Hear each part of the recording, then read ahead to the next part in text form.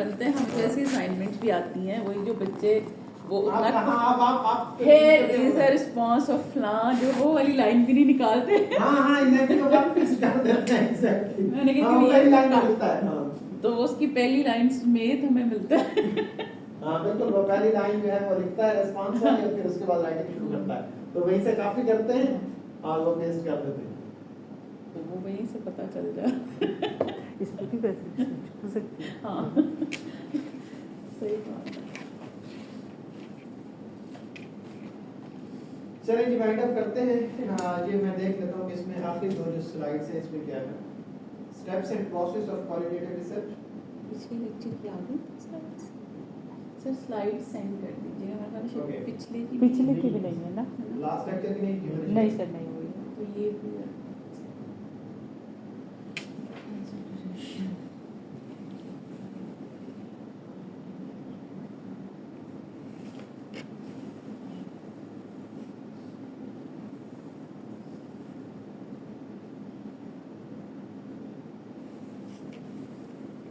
जी वैसी चीज है जो आपको समझ ना आई इसमें, यानी पहले ये डिसाइड करना कि आपने कौन सी रिसर्च डिजाइन जो है वो यूटिलाइज करना है, यूज करना है, ठीक है। देन यूज ऑफ लिटरेचर, और उस मेथोडोलॉजी का आपके रिसर्च ऑब्जेक्टिव और रिसर्च क्वेश्चन को जस्टिफाई कर रही है अप्रोच जो है या philosophy. Then use of literature, अच्छा हम कभी कभार यूज कर लेते हैं और कभी ये थ्योरी यूज नहीं करते, जरूरी नहीं है, ठीक है। राइटिंग और रिपोर्टिंग फॉर्मेट, यानी इसका तरीका कार क्या होगा, प्रोसेस क्या होगा, फॉर्मेट क्या है, वो specifically research on background and interest. जो रिसर्चर है वो एक्सपर्ट ऑफ द फील्ड है या नहीं है। अगर एक्सपर्ट नहीं है तो इसका मतलब है कि वो सही तरीके से कंडक्ट नहीं कर पाएगा। ये डिफरेंट फेजेस हैं, एलिमेंट्स हैं, include your part of your system, we will benefit the participant research. I mean मेरे ख्याल से कोई बहुत इसमें कोई ऐसी चीज बताने वाली है नहीं। इंक्लूड योर पार्टिसिपेंट्स वाइज, अपनी ओपिनियन नहीं डालना।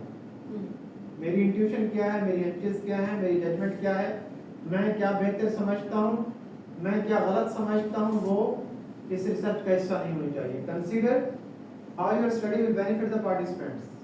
ये भी देखिए कि वो जो इंपॉर्टेंस की हम बात कर रहे थे सिग्निफिकेंट प्रॉब्लम के अंदर, कि ये इतनी इंपॉर्टेंट है, जिसका मतलब है कि फिर हमें उन पार्टिसिपेंट्स को भी साथ साथ में उनको भी हवाला देना है कि एक्चुअल में बेनिफिशियरी जो इसके हैं, जो स्टेक होल्डर्स है एक्चुअल में, उसको भी आप अपने स्टडी के अंदर जो है वो डिस्कस करते हैं।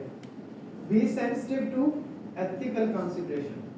ये तो सबको मालूम है कि जो इंटरव्यू किए हैं, अगर 7 किए हैं तो फिर 7 किए हैं, 7 किए हैं तो ये नहीं कहा कि 20 किए हैं, ठीक है।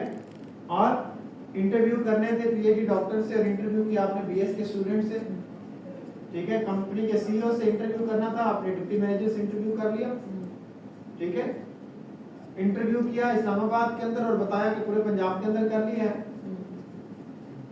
सारी चीजें जो है वो सर लास्ट टाइम ना इसी तरह हो रहा था ना डिफेंस, तो वो सिस्टर्स का था सर सारा ना, तो वो बेचारी लड़की को नहीं पता था, वो कहती है मैंने ना 10 डॉक्टर्स भी डाल दिए। नहीं एग्जैक्टली मुझे याद है अभी आप थे सर? मैं बाजू में था। Yes sir.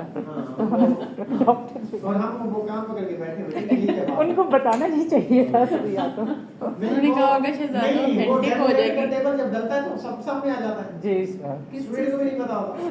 Ji sir. Follow the guidelines of institutional review board or committee of the course. ये रिक्वायरमेंट्स हैं उसकी इंस्टीट्यूशन की जहाँ पे आप ये स्टडी कंडक्ट कर रहे हैं। Important consideration further there. Next में वाइंड अप करने के चक्कर में इनके दोबारा ये स्लाइड ना ओपन करनी पड़े नेक्स्ट लेक्चर में।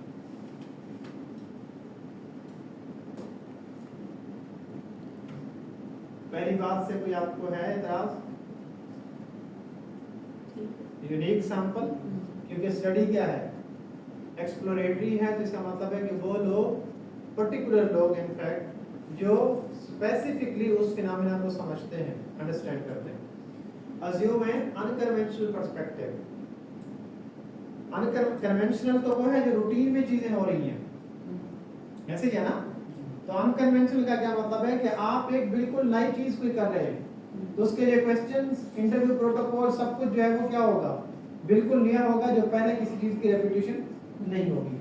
Observe an uncommon field site. अब ये वाली जो बात है कि अनकॉमन फील्ड साइट, इसका मतलब है कि जैसे हमने कहा है कि अगर आप एक्सप्लोरेशन करें और नई चीज है तो वो हर जगह के ऊपर या हर लोकेशन के ऊपर तो नहीं होती। आई मीन एक ऑर्गेनाइजेशन की हमने बात की, हमने किसी इंडिविजुअल की बात की, हमने किसी पर्टिकुलर सोसाइटी की बात की, किसी पर्टिकुलर कंट्री की बात की है, ठीक है। तो उस स्टडी के लिए स्पेसिफिकली जो है वो कोई कॉमन चीज हम यूज नहीं करते। हम ये कहते हैं कि अच्छा ये मैं पर्टिकुलर इंडस्ट्री के लिए कर रहा हूँ, ये पर्टिकुलर पर्सन के ऊपर कर रहा हूँ, ये पर्टिकुलर सोसाइटी के ऊपर कर रहा हूँ, ये पर्टिकुलर कंट्री के ऊपर कर रहा हूँ। कलेक्ट, ठीक है, टिपिकल फॉर्म ऑफ डाटा। अच्छा, जो डाटा हम कलेक्ट करते हैं तो उसके अंदर हमें ये देखने की जरूरत होती है कि भाई डाटे के अंदर जो मेथडोलॉजी या डिजाइन मैंने यूज किया है वो सही है, एक चीज, और जो डाटा मैंने लिए है एक्चुअल में इसी फॉर्मेट से, यानी ऑलरेडी भी जो पास्ट रिसर्चर्स ने डाटा कलेक्ट किया है उसकी सीक्वेंसिंग और जो उसका तरीकाकार है वो भी सेम है और सोफिस्टिकेटेड वे में आपने उसको कलेक्ट किया है और उसमें किसी तरह की अपनी बायसनेस जो है वो आपने यूटिलाइज नहीं की। अपने कॉस्ट और टाइम को बचाने के लिए जो है वो आपने किसी तरह से डाटे को जो है वो कलेक्ट नहीं करना, बल्कि ये सारी चीजें कि मेरा टाइम लग रहा है, अगर स्टडी की जरूरत तो करें, अगर पैसे लग रहे हैं तो भी लगने चाहिए, लेकिन रिस्पॉन्सेज जो है वो मेरे पास क्या आने चाहिए, यूनिक और बेहतर आने चाहिए। Present the findings in an unusual way, ऐसा लगे कि पहले इस तरह का किसी ने भी फाइंड नहीं किया, उसकी राइटिंग के ऊपर डिपेंड करता है। यानी देखें अनयूजुअल वे का मतलब होता है कि आमतौर के ऊपर स्टडीज जो है वो सेम, जैसे इसकी एग्जांपल आपको मैं देता हूँ, लिटरेचर रिव्यू आपने देखा होगा, आर्टिकल्स पढ़े हैं आपने, तो समटाइम लिखा होता है कि according to Nawaz 2020 okay that fine benefits affect the employees turnover, ठीक है। एक फिर आपने आगे लिखा, आपका नाम अक्सर भूल जाता हूँ, अरसलान। सो अरसलान 23 asserted that this, फिर सोबिया said that, फिर जो है वो सादिया जो है वो inserted that या found that या explored that। अब ये एक ही सीक्वेंस में लिखा जा रहा है, एक ही तरीका कार है स्टेटमेंट, और आप बहुत सारी जगहों पे आपने लिखा होगा it is found that there is a significant positive relationship between compensation or bonuses on implied turnover, और आगे ब्रैकेट में लिखा होता है अरसलान 2025, ऐसा है कि नहीं है। तो इस तरीके से जब आप उसे यूनिक करके लिखते हैं तो फिर पढ़ने वाले को भी लगता है कि ये थोड़ा सा राइटअप बिल्कुल डिफरेंट है, इसके अंदर एक ही चीज रिपीट नहीं हो रही, उससे जो है वो रेपिटेटिव एक ही शक्ल में अगर लिखा हुआ, एक ही सीक्वेंस में लिखा हुआ तो लगता है कि यार इसको तो बिल्कुल ही आई मीन यूनिक या थोड़ा डिफरेंट वे लिखना नहीं आता, राइटअप अच्छा नहीं है। Focus on a timely topic. Timely topic का क्या मतलब है यहाँ पर? जैसे अभी हम बात कर रहे थे कि रीसेंट कोई या न्यू टॉपिक्स, नए टॉपिक के ऊपर, ताकि इससे पहले के उसके ऊपर एक नई स्टडी कंडक्ट हो जाए और फिर वो नोवेलिटी आपकी खत्म हो जाए। तो वेरी रीसेंट के ऊपर जो है वो आपने फोकस करना है। Okay, so this was all about the today's lecture. आप लोगों को क्वेश्चन है तो